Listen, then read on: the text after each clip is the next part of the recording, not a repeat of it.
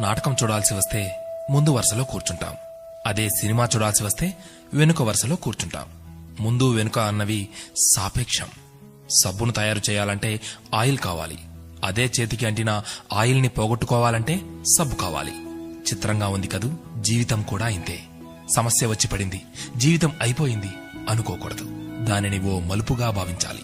ఈ ప్రపంచంలో ఇద్దరు ఆనందిస్తారు. ఒకరు పిచ్చివాళ్లు, మరొకరు చిన్నపిల్లలు. గమ్యాన్ని చేరుకోవాలంటే పిచ్చితనం కావాలి.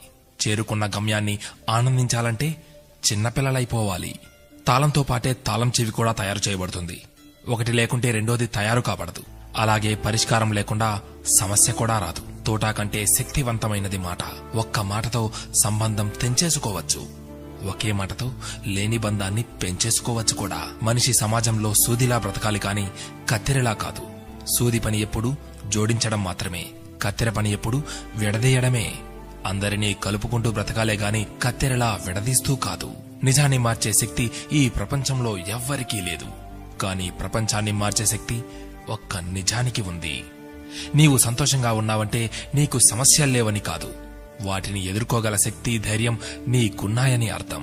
స్నేహితుడిని నీ దుఃఖ సమయంలోనూ, యోధుడిని యుద్ధంలోనూ, భార్యను పేదరికంలోనూ, గొప్ప వ్యక్తిని అతని వినయంలోనూ పరీక్షించాలి. చేసిన తప్పుకు క్షమాపణ అడిగినవాడు ధైర్యవంతుడు. ఎదుటి వారి తప్పును క్షమించగలిగిన వాడు బలవంతుడు.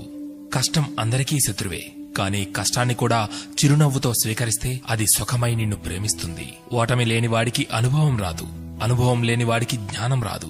గెలిచినప్పుడు గెలుపును స్వీకరించు, ఓడినప్పుడు పాఠాన్ని స్వీకరించు.